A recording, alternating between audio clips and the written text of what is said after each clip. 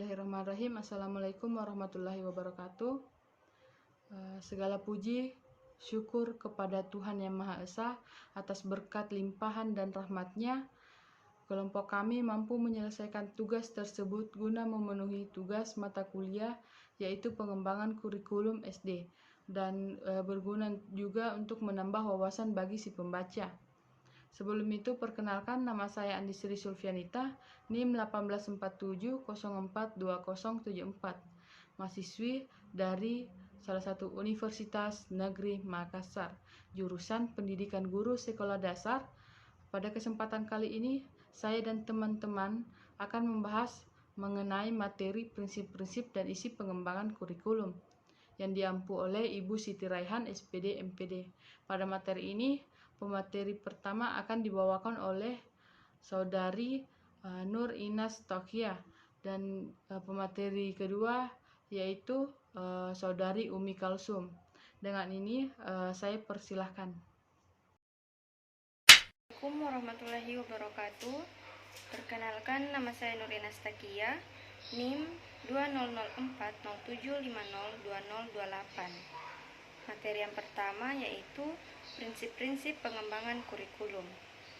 Prinsip-prinsip pengembangan kurikulum ada 6, yaitu yang pertama, prinsip orientasi pada tujuan. Kurikulum sebagai sistem prinsip yang berorientasi pada tujuan memiliki komponen tujuan, materi, metode, dan evaluasi.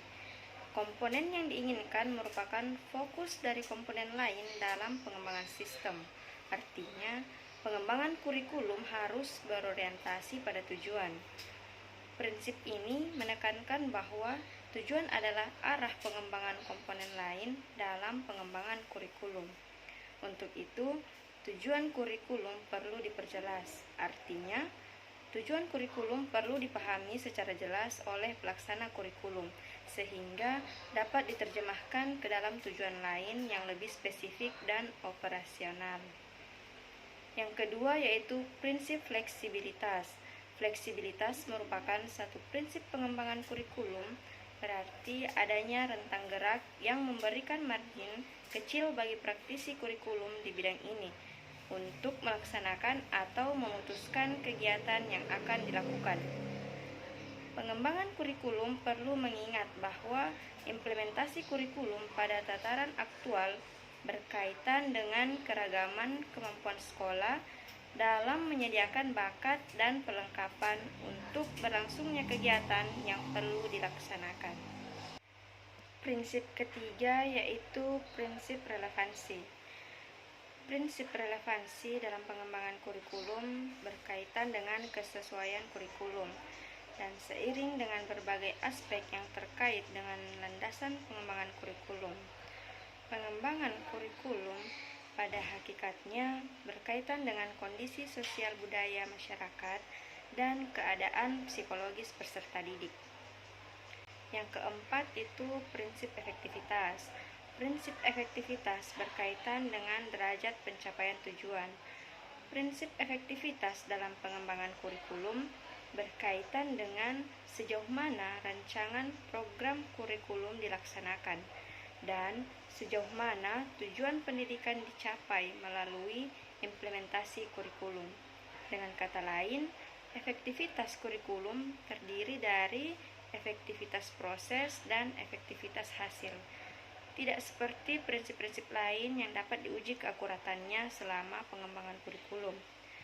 Keakuratan penerapan prinsip kemanjuran hanya diketahui ketika kurikulum yang sedang dikembangkan digunakan. Oleh karena itu, penerapan prinsip efektivitas dalam pengembangan kurikulum lebih bertumpu pada asumsi. Prinsip kelima yaitu prinsip efisiensi.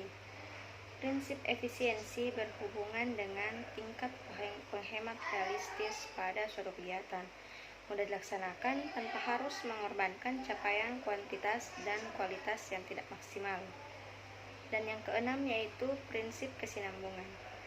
Prinsip kesinambungan berhubungan dengan dua hal: kesinambungan pengembangan kurikulum berkaitan dengan keterkaitan antara berbagai jenjang dan jenis program pendidikan atau bidang studi. Untuk mencapai kesinambungan, kurikulum harus dirancang dengan memperhatikan hal-hal berikut, yaitu yang pertama, materi yang dibutuhkan untuk sekolah harus telah diajarkan di sekolah sebelumnya. Dan yang kedua, bahan yang diajarkan di kelas bawah tidak perlu lagi diajarkan di sekolah menengah. Assalamualaikum warahmatullahi wabarakatuh. Perkenalkan, nama saya Umi Karsum, NIM 200407502023. Nah, saya akan menjelaskan materi yang kedua, yaitu isi pengembangan kurikulum. Isi pengembangan kurikulum memiliki dua kriteria. Nah, yang pertama yaitu kriteria penyelesaian isi atau bahan. Dalam kriteria ini ada 6 hal yang perlu diperhatikan. Yang pertama yaitu pentingnya mata pelajaran. Pelajaran penyelesaian isi berdasarkan mata pelajaran eksklusif sudah sebagai mekanisme tradisional. Namun, akumulasi pengetahuan dan ekspansi jumlah saat pelajaran secara konsekuen lebih menekankan dalam integrasi pada membentuk suatu perubahan yang jauh. Menurut mekanisme ini, ada dua hal yang pula menciptakan keraguan akan validitas penyelesaian isi pada mata pelajaran tradisional, yakni yang pertama, berbagai definisi mata pelajaran yang penting, dan yang kedua, hubungan antara mata pelajaran pada sekolah. Nah, yang kedua yaitu proses. Beberapa penulis memiliki pendapat yang bertentangan dengan klaim yang mengklaim pengakuan akuisisi subjek. Mereka mengklaim bahwa semua konten bernilai kecil, tetapi metode penggunaannya sangat penting.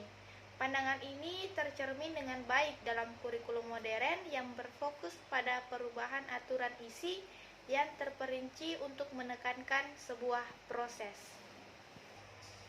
Yang ketiga yaitu bahan mengajar, pendidik, dan pengembang kurikulum. Dihadapkan pada sejumlah besar mata pelajaran untuk dipilih, setidaknya ketidaksepakatan dengan apa yang diajarkan adalah kritik eksternal umum dari sekolah. Kritik ini dengan cepat tumbuh ketika sekolah tidak dapat membuat konten dengan fitur sosial yang relevan. Yang keempat yaitu penyelesaian secara rasional. Mengaplikasikan kriteria yang rasional pada memilih isi pedagogi dan mata pelajaran pada suatu kurikulum adalah sebuah kebutuhan. Dan yang terakhir yaitu pengetahuan peserta didik.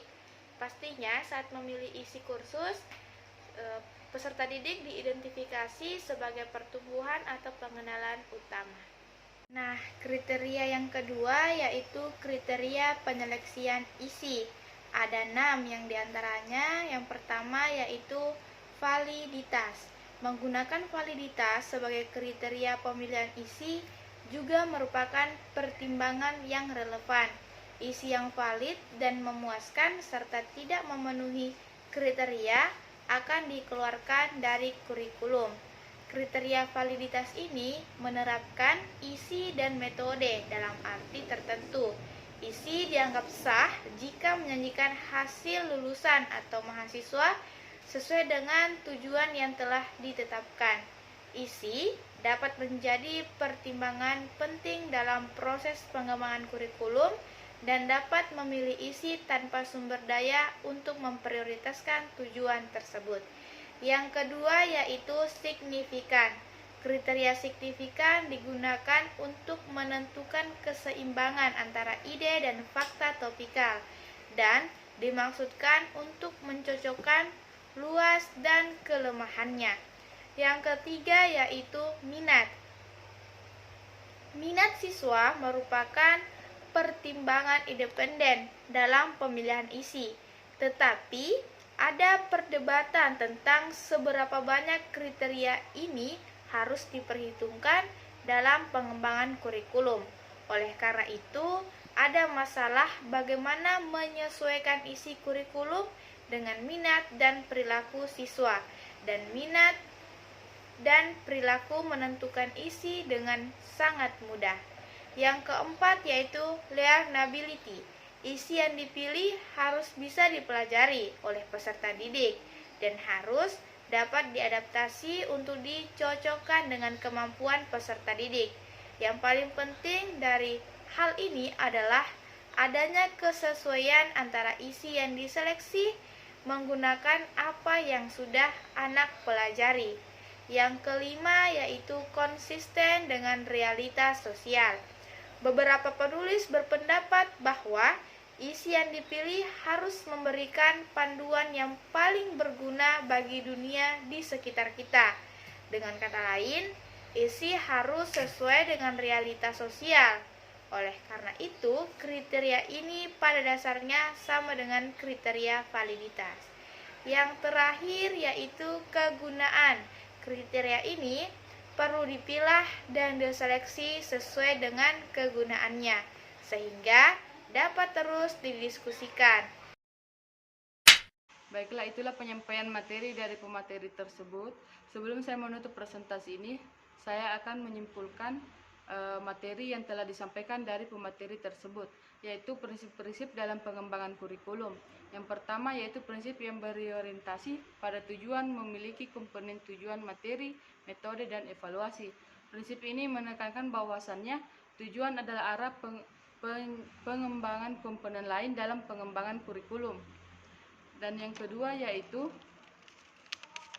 prinsip fleksibilitas, yang merupakan suatu prinsip pengembangan kurikulum yang berarti adanya rentang gerak yang memberikan margin kecil baik praktisi kurikulum di bidang ini untuk melaksanakan atau memutuskan kegiatan yang akan dilakukan. Dan yang ketiga yaitu prinsip relevansi dalam pengembangan kurikulum berkaitan dengan kesesuaian kurikulum. Yang keempat yaitu prinsip efektivitas. Yang kelima prinsip efisiensi. Yang keenam yaitu prinsip kesinambungan.